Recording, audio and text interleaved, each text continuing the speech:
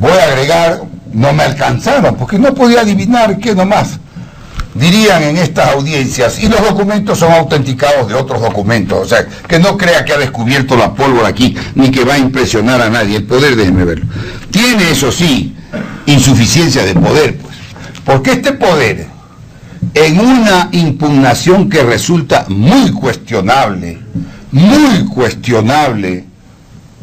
haberla aceptado a trámite, pero mejor que se la aceptó, porque este poder, él presenta la impugnación a nombre de los Isaías, o sea, unos prófugos de la justicia impugnando a los jueces. ¿Qué tal? Pero es tan cobarde y mañoso que presente esto como apoderado, porque entonces se escuda y evade la responsabilidad en la que ha incurrido de todas maneras, porque habría actuado como apoderado y no a título personal. Pero hay aquí aspectos que lo obligan y por los que tendrá que responder a título personal. Cuando él asume la defensa, está declarado. Cuando él asume la defensa, está declarado y tengo los recortes. Dice, yo he sido contratado para que los hermanos Isaías vuelvan. Para conseguir que los hermanos Isaías vuelvan. Mientras lo oía, llamaba a mi oficina a ver si me enviaban esos recortes por mail o por fax. Ya no alcanzaron, por lo que veo. Porque están hasta las grabaciones. Y después, porque están hasta las grabaciones de la televisión, no solo los titulares muy destacados del periódico, que esto es lo que hay que señalar. Sale el juez Ulloa, de la primera sala penal de la hoy Corte Nacional, a denunciar un millonario intento de soborno. Está en la prensa nacional. Este Castro anuncia que está contratado para que los hermanos Isaías vuelvan, que en el mismo caso de Bucaram pueden volver en cualquier momento, pues, sino que tendrían que tener la entereza, primero, de la verdad, y segundo, el coraje de volver, presentarse para que estén detenidos y ahí que siga su juicio, ¿no es cierto? O sea, no todo el mundo hace eso, señores.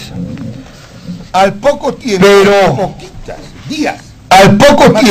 poquitas días, máximo semanas, el juez Ulloa y sale y anuncia con gran despliegue publicitario ante la televisión y la prensa, y tengo para mí que estuvo bien que lo hizo, y lo hizo por cuidarse de trampas, a anunciar que había sido objeto la sala, él y la sala, de un millonario intento de soborno en el caso de Isaías.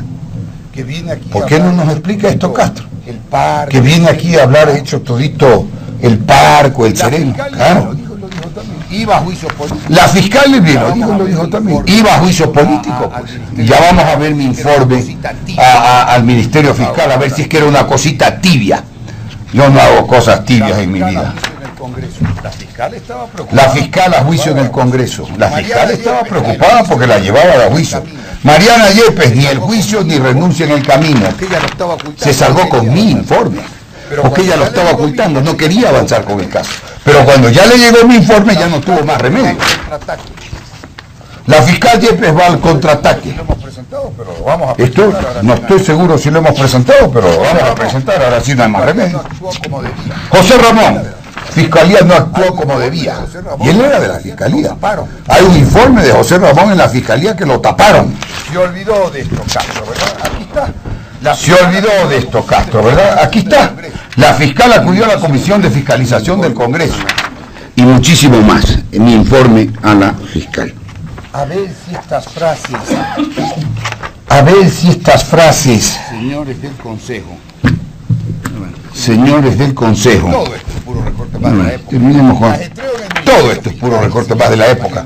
Ajetreo en el Ministerio Fiscal y silencio de Mariana Yepes. Estados Unidos retiró etcétera, etcétera, ¿no? Estados Unidos retiró su apoyo a la Fiscalía en la época de Mariana Yepes. Cambió el tipo penal. Que cambió el tipo penal. Cambió el tipo penal para ayudarlos a los Isaías. Les cambió el tipo penal de peculado. Y eso lo explicaré también después en mi caso, ya que hizo la mención. Les cambió el tipo de peculado a falsificación de balance. Escándalo nacional. Estados Unidos y la ministra fiscal general, etcétera. Pues bien, ¿cuál es mi informe sobre el juicio 57-2000, el juicio en el único que están ahora en camino, que aquí preguntó a algunos de los vocales que si yo tendría que ver, en el evento de que yo llegara, a la Corte, no podría nunca tener que ver un juicio de estos, porque yo además me anoté en el formulario para el área civil, no penal, y esos son juicios penales. Pero la obsesión los lleva a toda esta distorsión, ¿verdad? Y habló de mis notas. Yo de la primera etapa, pues lo explico con todo gusto. Sobre 30, tengo 23, porque no tengo maestría.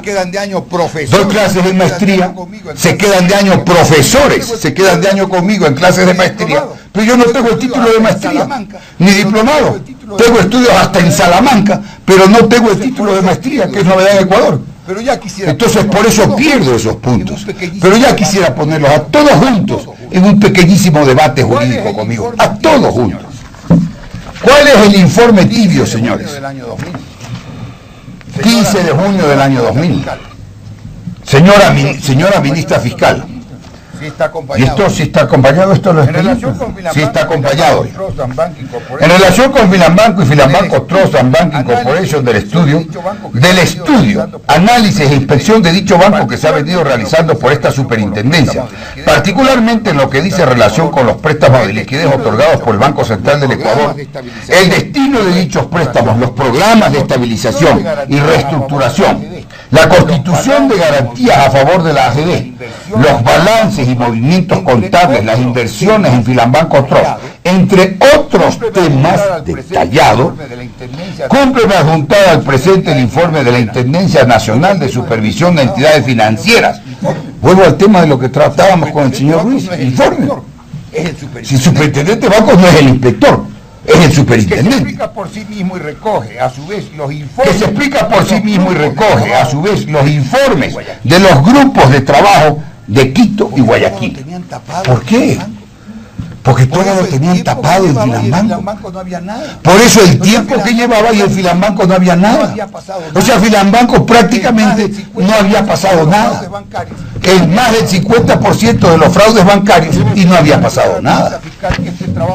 Debo señalar, señora ministra fiscal, que este trabajo se encontraba en trámite a la época de asumir yo el cargo de superintendente de bancos y que, con la mayor prontitud de instrucciones precisas de profundizar y acelerar el estudio del caso. Tapado sistemáticamente. Debo de poner de relieve a sí mismo que los grupos de trabajo han hecho un notable esfuerzo para encontrar documentación y archivos que poco a poco fueron apareciendo y que, en todo caso, no puedo asegurar que se hayan agregado en su totalidad al expediente los informes u otros emitidos, dirigidos o recibidos a propósito de Filambanco y Filambanco Trust y los aspectos antes anotados. No obstante esto, se han encontrado documentos relevantes que permiten llegar a las conclusiones señaladas en el informe contenido en el memorándum 0863-2000 del 15 de junio del 2000. Y yo el mismo 15 lo remito. El mismo 15 que lo recibí. Del Intendente Nacional de Supervisión de Entidades Financieras. Del Intendente Nacional de Supervisión de Entidades Financieras, que con sus anexos adjuntos. Y ese Intendente de Supervisión de Instituciones Financieras era el economista Pedro Delgado. Sin perjuicio de lo anterior he impartido instrucciones a los funcionarios de esta superintendencia para que toda documentación adicional y o complementaria le sea proveída inmediatamente. Finalmente, pido a usted haga conocer a este despacho cualquier decisión que adopte a propósito de este caso. ¿Para qué? De ser pertinente, el superintendente de bancos puede ejercer la facultad conferida en el último inciso del artículo 92 de la Ley de Instituciones Financieras, que antes lo revisábamos también. No tenía que presentar acusación particular. Cínico. Si presentaba acusación particular se habría desechado. ¿Acaso la superintendencia era el directo ofendido? impulsar el proceso como la superintendencia podía impulsar el proceso como lo impulsaba. Y no obstante que lo impulsaba, ¿cómo ha venido a engañar aquí a todo el mundo? Y no obstante que lo impulsaba, nunca se sindicó, que se oiga muy bien, señor presidente, señores vocales. Nunca, no obstante que lo pidió la superintendencia de bancos, nunca se sindicó a Estefano Isaías Tazún, director del banco, y condueño del banco, que lo dejaron aquí con el contubernio del expresidente de la Corte Suprema y de Mariana Yepes para que organice y financie la defensa. Eso no está dicho, ¿verdad? Mucho honor y mucho honorario. Ulloa, llegaron los documentos. Y estos son todos, es la prensa nacional. Ulloa revelará quiénes ofrecían los sobornos. La justicia paga una de sus deudas. Fiscalía buscará versión de Ulloa. Ulloa fue citado para confirmar denuncia. ¿Dónde está la fecha? Mayo del 2009. Cuando él asumió la defensa para que los hermanos lleguen. Esto me exonera de profundizar en eso. Y que el fiscal, y que el contralor, y que el contralor no apelaron en el juicio de los CDRs. No apelaron porque habrán visto la ignominia, como voy a demostrar en la última audiencia y en la última etapa, la calidad de abuso de que fui objeto. La ignominia se ha demostrado el chantaje de un chantajista que inició ese juicio al que le pagaban. Aprovechándose como se aprovecharon, aquí se aprovechan de cuando en cuando de la inmunidad parlamentaria. Si ellos no deben, y es el Estado que les debe. Si ellos no deben, y es el Estado que les debe. 107 millones de dólares el vuelto. Reclamaron vuelto, señor presidente. En esos libros está la historia del vuelto. Están los documentos, están las cifras. 200 y pico de millones de deudas de empresas vinculadas. De los 10 mayores deudores de Filambanco, 6 eran empresas de Isaías. Están ahí los reportes. Aquí los va a presentar como víctimas. Mucho honor que los defienda, cada uno tiene sus honores. Mucho honor, pero mucho honorario también. Filambanco recupera el 5%. Comercio exterior, la lista de los deudores. Fideicomiso mercantil, comercio exterior, la lista de los deudores. Lo voy a presentar también. Los 10 deudores más grandes. Filambanco S.A., Yosda, Industria Pesquera Santa Priscila, Ingenio La Troncal, Corrugadora del Pacífico, Filambanco S.A., todas empresas de Isaías. Créditos vinculados a 7 años plazo, 0 interés. Esa es la plata de los depositantes. ¿Cómo no será, señores del Consejo? ¿Cómo no será? Isaías ofrecen 235 millones de dólares por sus deudas. Pero a 10 años plazo. Pero resulta que no eran sus deudas, eran sus fraudes, pues. Que aquí los quieren presentar como deuda. Eran sus atracos, que aquí los quieren presentar como deuda. Y a eso qué contexto lo recoge el periódico. Propuesta de los Isaías, denme el resumen donde estaban todos los valores. Propuesta de los Isaías es cínica y ridícula. Esta es declaración mía de esa época. ¿Cuáles eran los valores? Pero a muy grosso modo con los conceptos, lo voy a presentar también. Las entregas primero. 3 de diciembre, 140 millones.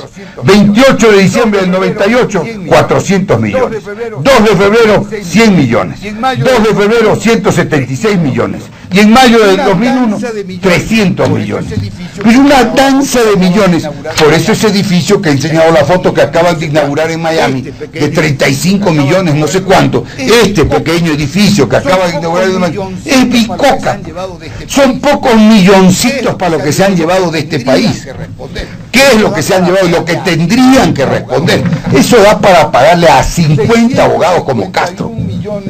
651.500.000 pérdidas determinadas en este gobierno con base a las que se los incautó en julio del 2008.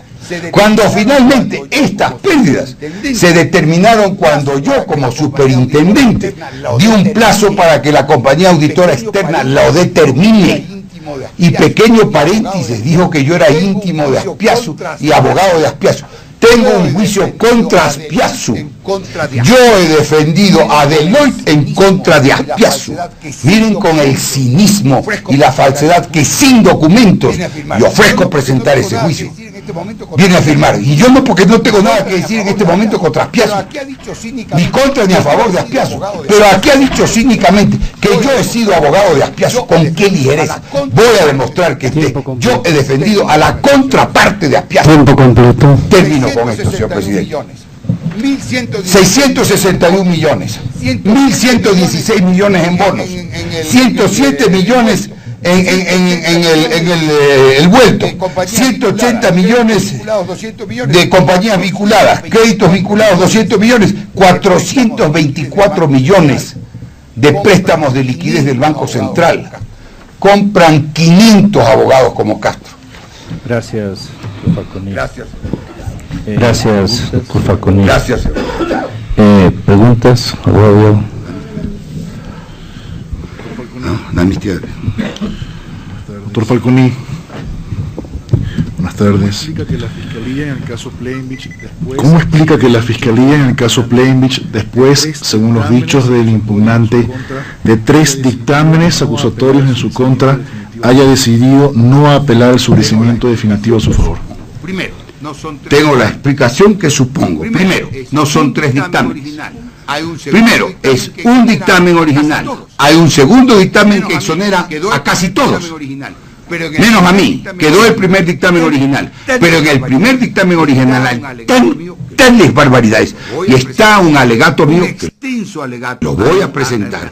Un extenso alegato analizando de principio a fin el hecho jurídico y el proceso. Y después de ese alegato supongo que algo de justicia en otra época distinta a Mariana Yepes, en la Fiscalía hubo la conciencia de decir apelar y acusar aquí es una barbaridad. Eso es lo que supongo, doctor. ¿Uno de los últimos dictámenes no habría sido presentado en épocas del doctor Pesantes? No creo. No me equivoco, era en no creo. época precisamente de Mariana. Si no me equivoco, era en época precisamente de Mariana Yepes. De la época de... Más bien uno de los últimos de la época del doctor Pesantes, más bien, es el que exonera a otras personas en ese proceso. Se ha aseverado que usted planteó una recusación que, al tenor de las normas vigentes a la época del inicio del caso, habría sido ilegal en contra de la ¿Cuáles eran las normas, doctor Yavar? Se ha aseverado infinidad de cosas y en una me parece que le preguntaron cuál es la base legal. Se escabulló de la pregunta de la base legal. ¿Cuál es la norma? Que me digan la norma para yo entonces poder analizar la norma. La recusación fue oportuna.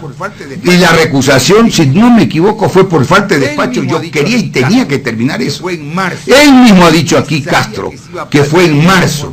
Yo que sabía que se iba a plantear una reforma judicial de la magnitud y la profundidad que se ha planteado. La reforma, la sentencia es en febrero y la recusación es anterior. Mire, hay error de fechas que me lo hacen corregir ahorita. Yo que podía vislumbrar que iba a seguir todo este proceso y que yo iba a estar animado en participar en un proceso de estas naturales a sabiendas. Esto es muy importante, señores. Esto es, créanlo, para mí fuero íntimo, doctor Yavar, en su pregunta. ¿Acaso yo no podría haber supuesto la calidad de impugnación que iban a hacer todos estos fulanos? Pero no obstante eso, y además a pedido e insistencia de exalumnos y de colegas, porque he sido efectivamente muy crítico, es un tema que lo dejaré para el final. ¿Acaso yo no podía imaginar la calidad de oposición que iban a hacer? Todo lo que han dicho es anterior. Todo lo que han dicho es tema terminado en el juicio político. No hay una, señor presidente y señora y señor vocal, no hay un solo aspecto que lo registren como nuevo. ¿Y acaso yo no podría invocar el olvido judicial que está en la Constitución, pero es lo último que haría. Yo sabía que iba a darse este análisis. Yo sabía que iba a tener ante el país la oportunidad de explicar todo lo que se me impidió explicar en el juicio político, donde era prácticamente la decisión tomada. La Alianza Social Cristiano PRE para censurar a Falconil. Isaías tenía que gastar toda la plata que necesitaba gastar. ¿Para qué? Para interrumpir las investigaciones y las denuncias, porque a mí no me habían podido comprar. Esa es la verdad al final del día, doctor Yávar. Y ahora yo he tenido, y sea cual fuera el resultado, pero yo he tenido la suerte, porque es una suerte haber tenido esta oportunidad, de que todo esto se analice ante ustedes y ante la prensa, no ante abogados, ante diputados que eran guardaespaldas, que eran de mensajeros, por no... sin que implique nada peyorativo a los mensajeros, disque asesores, como ha dicho otro hombre mañana, sino abogados que solo contaban el dinero que se les ofrecía para que hablen de un voto. Todo eso lo he dicho porque lo conozco. Aunque sea, he tenido la oportunidad de que a la vuelta de 10, 11 años el país conozca la verdad con la exhibición de documentos ante unos funcionarios decentes, porque eso es lo que creo y lo que sigo creyendo, y no necesito a ustedes decirles nada que se pueda ni remotamente interpretar como un aduro, porque si yo no habría creído esto, no intervenía en el proceso. Pero hay una diferencia abismal. Hay una diferencia abismal, doctor Yávar, aunque sea usted tal vez de los más jóvenes en todo este proceso. Hace 10, 11 años dominaban el país. Hace 10, 11 años tenían la mitad de los canales de televisión. Hace 10, 11 años tenían montones de radioemisoras, revistas y todo. Hace 10, 11 años le daban órdenes a Pico Mantilla, le daban órdenes a Mariana Yepes y manejaban los jueces. Ahí está el Pichicorte y la Pichicorte. Hace 10, 11 años la historia era otra. Y el país y los funcionarios decentes no pudieron oír a cabalidad mi versión. Eso para mí es suficiente. Eso es para mí suficiente. Eso me ha hecho creer en mi país, de donde vengo y donde me quedo. No salgo corriendo como cucaracha con una orden de detención infame para que vaya a declarar, pensando como pensaban que me podrían en la cárcel, porque de eso se jactaban, ofreciendo plata a todo el mundo. No, doctor Yávar. Aquí estoy, o que me iba a fugar. No es lo mismo ponerse las botas como se las pusieron, a propósito de una quiebra bancaria de la que sacaron más beneficios ilegítimos y legales, a morir con las botas puestas. Y yo por estirpe muero con las botas puestas. Tomando en cuenta que en el mismo caso, por favor. En el mismo caso también intervinieron la Contraloría y la Procuraduría, y se tratarían de los mismos Contralor y Procurador de hace ya varios años atrás. ¿Por qué cree usted que habrían cambiado de criterio solo a conclusión de un alegato presentado por usted, a efectos de no apelar? Porque estaban los elementos, doctor Yávar, y aunque hayan sido de años atrás, sí creo que es importante para efectos informativos. No eran los de esa época. No eran los de esa época. De esa época, procurador era Ramón Jiménez. Colega, amigo, de esa época era Ramón Jiménez. Y yo del actual procurador, a quien obviamente lo conozco, no voy a decir aquí que no lo conozco, pero muy superficialmente conozco más al hermano y conozco a su padre, uno de mis mejores profesores, a quien aprovecho para rendirle homenaje. Porque usted fue a esa universidad, doctor Yávar. Yo aquí al final del día soy producto de mis profesores. He puesto de mi parte, soy producto de mis profesores, de lo que mi universidad hizo por mí. Y por eso me juego la vida y la libertad aquí, señores. El impugnante ha sostenido en esta El impugnante ha sostenido en esta audiencia previa que solamente a personas por razones humanitarias o incluso instituciones del Estado fue que se le pagaron los certificados de depósito al 100%, y que usted habría sido el pionero en que se le pague en ese rubro un certificado de depósito. ¿Qué nos podría decir al respecto? De ninguna manera, doctor Yabar, yo exhibí la lista y la van a traer ahora, porque además la época de ese certificado es totalmente atrás en el tiempo. Habla, y me da usted oportunidad aquí, se habla con una ligereza, 1.400 millones. Es una danza de billones. Bueno, y que explique, pues, ¿en qué consisten los 1.400 millones? Ahora se está haciendo lo que se preveía, ahora, recién ahora, en ese decreto 1492. ¿Cuál era la filosofía? Que yo ya he explicado las fechas y ya las tenemos claras. De ese decreto 1492, ir flexibilizando el congelamiento. El congelamiento que me imputan, increíble. Ellos podrán renegar de Maguad, yo no voy a renegar, porque fui ministro de Maguad, ¿no es cierto? Pero ese decreto era flexibilizar. El dinero que entregaban los bancos iría a la corporación financiera, en la filosofía a grandes rasgos, en lo que me acuerdo. Y de la corporación financiera los podría descontar en el Banco Central. Y del banco, donde terminaron los bancos privados. Ahora el Banco Central le está entregando el Banco del Pacífico a la corporación financiera. Decisiones económicas que se van dando y que se ven en la vuelta de meses y años, ¿verdad? Pero ¿dónde se cerraba ese círculo, doctor Yabar? Que esto es importante también que se lo conozca. Y yo invito, debería presentar también unos informes de la Corte Suprema, que decían que yo los había manejado. Yo, 6 informes de la Corte Suprema en los que daban cuenta de los juicios bancarios, cuando la sociedad ecuatoriana era alarmada. Ahora, después de un tiempo dirán que le quitaron Finanbanco, que era un gran negocio. El tema debía cerrarse, el círculo económico, cuando los bancos que habían pasado al Estado le cobraban la plata a los deudores. Y entonces recuperaban la plata y la plata que devolvían. Pero no se cerró el círculo. Y hasta ahora no se cierra. Porque hasta ahora no le cobran a los deudores, a los grandes deudores de los bancos. Y en el caso de Finanbanco, 6 de los 10 mayores deudores son empresas de Isaías. Y son empresas que renovaron sus créditos a 10 años plazo, 0 interés. Eso sí es especulado. Recuperar la plata propia no es especulado. Nunca podía ser especulado. Y otra precisión, cuando se reforma el artículo 257 del Código Penal, se agrega, y no lo llama el 257, pero se habla y se empieza a comentar de que recién ahí existe el peculado bancario. Tenía para otro momento, pero en su pregunta me permite tocar eso, el dictamen de Mariana Yepes. Mariana Yepes inicia, con base en el informe que leí hace un momento, inicia la excitativa o excitación fiscal contra los Isaías. ¿Y cuál es el tipo penal? 257, doctor Yabar, sí, señores.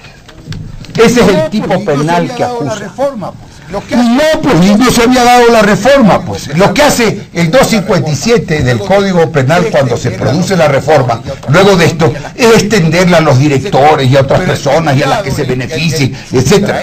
Pero el peculado, el sustraerse los dineros del público o públicos, ya estaba tipificado. Si no, no lo podría. Y esta excitativa es, inmediatamente después de mi informe, es que el inmediatamente es a los 2 días, al día siguiente o a los 2 días. No se ve la fecha, esto tendríamos, si lo hemos presentado. No se ve la fecha, esto tendríamos que, si lo hemos presentado también. Al día siguiente, ya está presentado, doctor Yabar. Al día siguiente, aquí está, 16 de junio. Mi informe al Ministerio Fiscal es 15 de junio. Y aquí está, los persigue con todas las noticias que hemos visto que ya se la llevaban a juicio político. La Comisión de Control Cívico contra la Corrupción, presidida en ese entonces por otro de mis profesores, por un hombre intachable, Ramiro Larrea Santos, el doctor Ramiro Larrea Santos, emitió una excitativa contra la doctora Yepes, porque tenía tapado el caso Filambanco. Adelantarlo por sí mismo. Ella no podía adelantarlo por sí misma. Cuando ya recibió y estaba desesperada que yo le envíe mi informe, cuando lo recibió el 15, el 16 emitió la excitativa. Y miren el tamaño de excitativa. El 16 por el 257. Cuando le toca emitir el dictamen al final del juicio, se apea, se cambia y dice no, solo acuso por falsificación de balance. Y después dicta el doctor Armando Bermeo el auto de llamamiento a plenario, que a mí nunca, en ningún juicio dictaron auto de llamamiento a plenario, nunca en ningún juicio, los desafío a que lo demuestren. Dicta el auto de llamamiento a plenario y en el auto de llamamiento a plenario sube a la sala, confirma la sala el auto de llamamiento a plenario. Y ahí viene pues el soborno millonario. Usted es un penalista, doctor Yabar. Después del auto de llamamiento a plenario piden aclaración y ampliación. Nombra unos 2 jueces y revocan el auto de llamamiento a plenario. Un auto con fuerza de sentencia. Se hace el escándalo, vienen otros jueces. Ulloa, el juez Ulloa denuncia el millonario intento de soborno. Y esos otros con jueces declaran la nulidad de la revocatoria del auto de llamamiento a plenario. Y este es el único juicio. Este es el único juicio. Cuando deberían tener juicios. En esos libros rojos van a encontrar causas para 20 juicios más, cuando menos. Doctor Yabar, con esto termino esa mire, doctor Yabar, con esto termino esa pregunta. Larrea. La REA se refiere al doctor Ramiro Larrea. La fiscal nos dice la verdad. Y yo, abajo, cuando estaba en proceso el informe del 15 de junio que acabo de referir, un nuevo informe está pendiente. ¿Cuándo sale esto? Junio del año 2000. Junio del año 2000. No sé si fui claro completo, doctor Yabar. No sé si fui claro completo, doctor Yabar. Solo para aclarar, ¿cómo no? En todo caso, usted no fue la primera persona al que se le pagó al 100% en lo más mínimo del depósito, que no fuera un caso humanitario ni una institución del Estado. En lo más mínimo. Pero no solo eso, doctor Yabar. Aquí en los tremendos listados, yo le puedo sacar datos, que esto sí está acompañado al expediente. Le puedo sacar datos de pagos por encima del 100%. Mire, tomo al azar una página cualquiera. Pagos, me refiero solo a los pagos, ¿verdad? 89%, 89, 89, 100, 89, 89, 95, 92, 89, 89, 100, 95, 100 punto algo, 100, 100, 100, 90, 95, 95, ¿no? ¿Cuál era el porcentaje que determinaba una irregularidad? ¿Cómo podía haber un porcentaje? Cuando el decreto 685, que no tuvo yo nada que ver, marzo de 1999, crea los CDRs para que los banqueros que se llevaron la plata no estén obligados a devolver dinero y en vez de eso dan unos papeles. Yo no inventé los CDR. ¿Por qué iba yo a inventar? Porque los quieren poner aquí como que si yo inventé los CDRs. Y repito lo que he dicho en varias oportunidades a través del día. Los CDRs los inventaron en el decreto 085, que no fue invento ecuatoriano. En Argentina se llamaba Corralito, en México tuvo otro nombre, en Chile tuvo otro nombre. Se repitió por Latinoamérica el problema de los bancos faltos de liquidez y faltos de solvencia. Se llamaron así. Y los CDRs se llamaron así porque los banqueros no podían entregar la plata que habían, cuando menos, mal utilizado. Le echaban antes la culpa al problema del niño. Y entonces decían que claro, que los bancos de la costa soportaron el problema del niño. Del niño del 88. ¿Y qué pasaba? Solo los bancos. ¿Y qué pasaba con los bancos de la costa bien manejados? No entraron en problemas. ¿Y qué pasaba con los bancos de la sierra? Tampoco entraron en problemas. El tema es muy complicado, doctor Yabar. De 42 bancos que había en la República, creo que quedamos en 21. Ahí están los informes de la Superintendencia de Bancos. No obstante la cantidad de gente que tenían comprometida en la Superintendencia de Bancos. En el mismo sentido, respecto al certificado de depósito, ¿era viable o no hacer un canje para el pago directo de la parte de una institución del Estado o era para canjear por una deuda que estaba en ese banco? Era para la deuda con ese banco era obligatorio. Ese es el 1492. Para otros todo lo demás era opcional. Como lo mencioné de mañana. Pero para la deuda era obligatorio porque como lo mencioné de mañana, atiendo todas sus preguntas, doctor Llover. Como lo mencioné de mañana, se daba el absurdo de que el banco le tenía plata depositada y le había dado un CDR, y se daba el absurdo que le debía al banco y entonces el deudor le decía, crúceme. Y le decían al deudor, no, porque esto está congelado y usted me paga. Y esa era la filosofía del 1492. Que el banco esté obligado cuando el sujeto le debía. Lo demás era opcional. Y está toda la legislación en ese sentido. No había prohibición normativa ¿Cómo va a haber? en este caso hacer el caso para el pago directo. ¿Cómo va a creer? Era totalmente opcional porque era un título valor. Descrito como título valor en el 685. Si hubiera, repito la oferta. Si es que había una prohibición, pido disculpas y me retiro del concurso.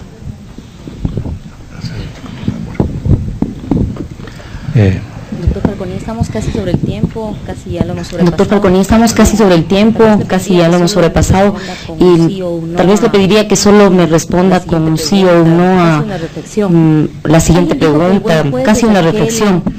Alguien dijo que el buen juez es aquel que odia la necesidad del juicio, dueño de una cualidad esencial ligada a la prudencia, de una imagen de equidad. También se ha dicho de modo más contemporáneo que el juez, hay una figura del juez en un libro de Ronald Dworkin, el juez Hércules, al que le atribuye unas habilidades de erudición, paciencia, de perspicacia sobrehumanas. Este ideal del juez, estas cualidades, difícilmente encarna un juez humano. El juez Hércules de Dworkin solo sirve como un ideal. Acercarse a él es una tarea que queda para los jueces de carne y hueso. ¿Usted está dispuesto a asumir esa tarea?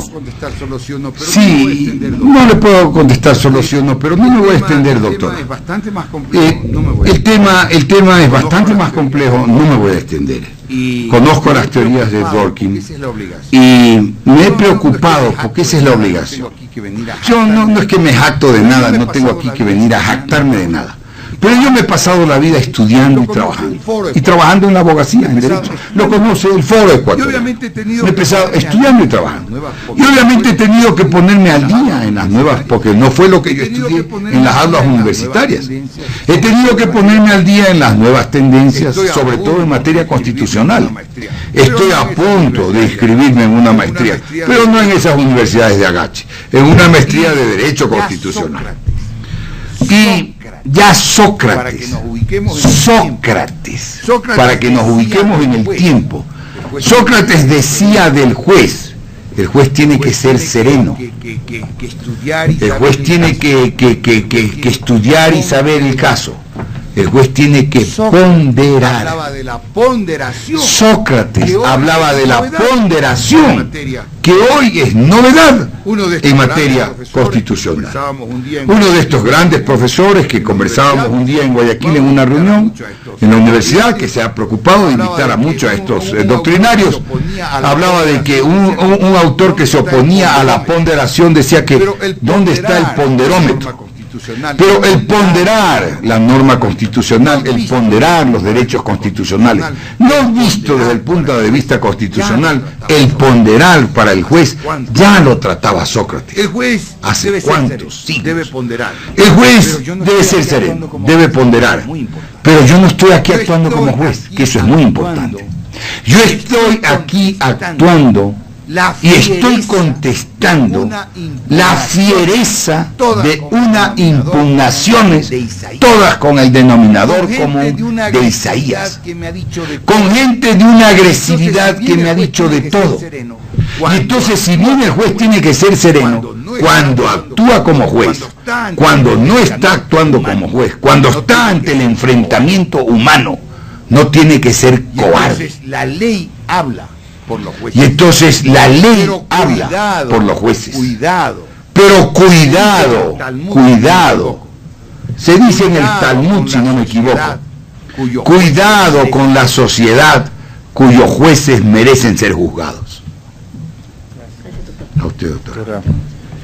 Gracias. Doctor, quizás una Doctora. reflexión final para terminar esta audiencia. Doctor, quizás una reflexión final para terminar esta audiencia. Estas oportunidades que nos Como usted bien lo ha dicho, estas oportunidades que nos brinda la historia, ahora que sigue una nueva historia en el Ecuador, cuando queremos transformar la justicia, por mandato del pueblo soberano el 7 de mayo. Por aspectos disciplinarios. Esta no es una audiencia por aspectos disciplinarios, es una audiencia para analizar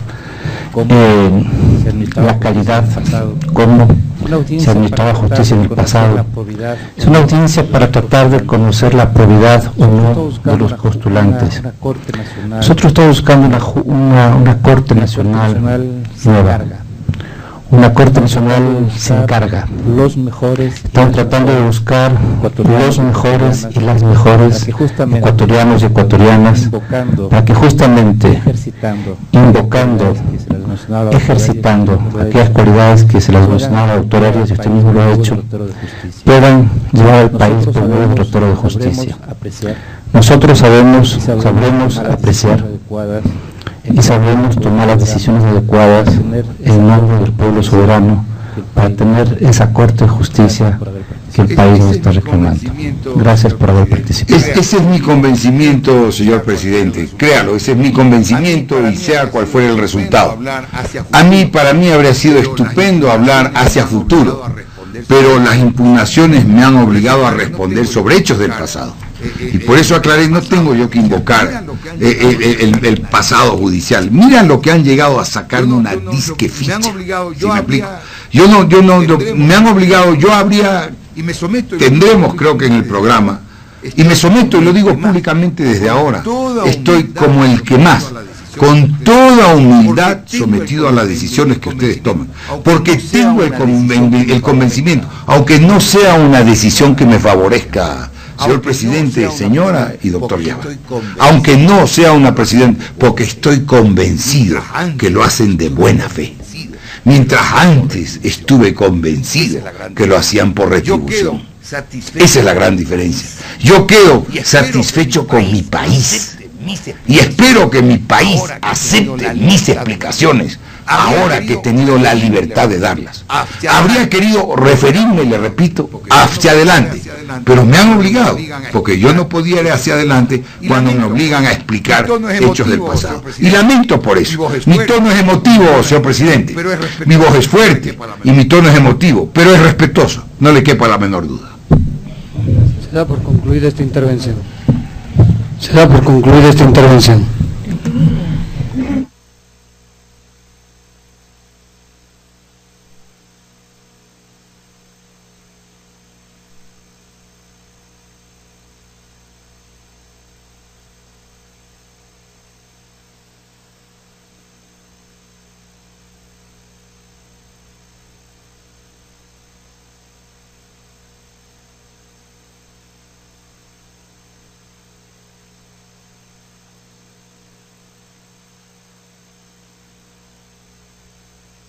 El coraje de volver, presentarse para que estén detenidos y ahí que siga su juicio, ¿no es cierto?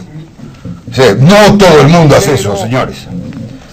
Al poco tiempo, al poco tiempo, poquitas días, máximo semanas, el juez Ulloa y sale y anuncia con gran despliegue publicitario ante la televisión y la prensa, y tengo para mí que estuvo bien que lo hizo, y lo hizo por cuidarse de trampas, a anunciar que había sido objeto la sala, él y la sala, de un millonario intento de soborno en el caso de Isaías. ¿Por qué no nos explica esto, Castro? Que viene aquí a hablar hecho todito el parco, el sereno. Claro. La fiscal le vino, lo dijo también. Iba a juicio político, pues. Ya vamos a ver mi informe al Ministerio Fiscal, a ver si es que era una cosita tibia. Yo no hago cosas tibias en mi vida o personal. Cuando él asume pues bien, está declarado, cuando él asume la defensa, está declarado, y tengo los recortes. Dice, yo he sido contratado para que los hermanos Isaías vuelvan. para conseguir que los hermanos Isaías vuelvan. Mientras lo oía, llamaba a mi oficina a ver si me enviaban esos recortes por mail o por fax. Ya no alcanzaron por lo que veo. Porque están hasta las grabaciones. Y después, porque están hasta las grabaciones de la televisión, no solo los titulares muy destacados del periódico, que esto es lo que hay que señalar.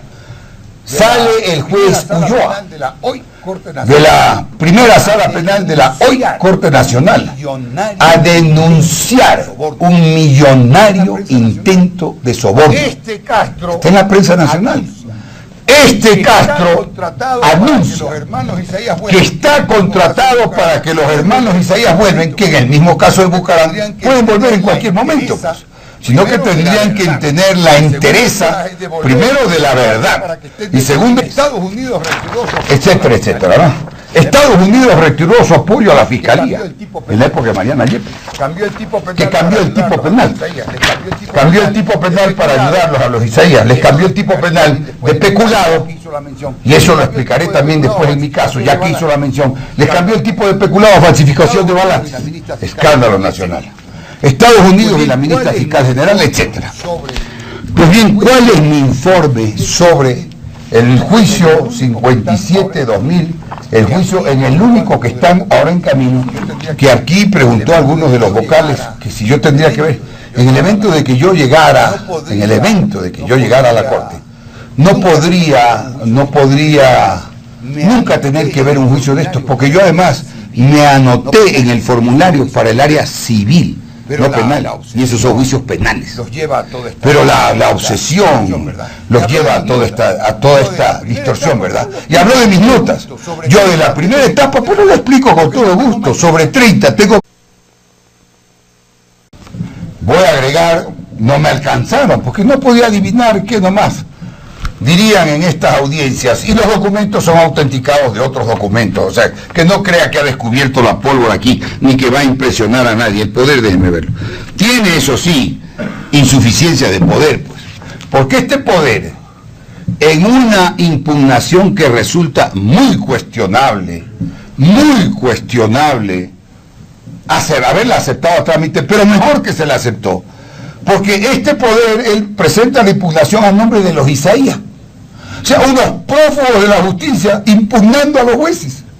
¿Qué tal? Pero es tan cobarde y mañoso que presente esto como apoderado, porque entonces se escuda y evade la responsabilidad en la que ha incurrido de todas maneras, porque habría actuado como apoderado y no a título personal. Pero hay aquí aspectos que lo obligan y por los que tendrá que responder a título. La fiscal a juicio en el Congreso. La fiscal estaba preocupada porque la llevaban a juicio. Mariana Yepes, ni el juicio ni renuncia en el camino. Se salvó con mi informe, porque ella lo estaba ocultando, no quería avanzar con el caso. Pero cuando ya le llegó mi informe ya no tuvo más remedio. La fiscal Yepes va al contraataque. Esto no estoy seguro si lo hemos presentado, pero lo vamos a presentar, ahora sí no hay más remedio. José Ramón, Fiscalía no actuó como debía, y él era de la Fiscalía. Hay un informe de José Ramón en la Fiscalía que lo taparon. Se olvidó de esto, Castro, ¿verdad? Aquí está. Se olvidó de esto, Castro, ¿verdad? Aquí está. La fiscal acudió a la Comisión de Fiscalización del Congreso, y muchísimo más, en mi informe a la fiscal. A ver si estas frases, señores del Consejo. Señores del Consejo. Todo esto es puro recorte más de la época. Terminemos, Juan. Todo esto es puro recorte más de la época. Ajetreo en el Ministerio Fiscal y silencio de Mariana Yepes.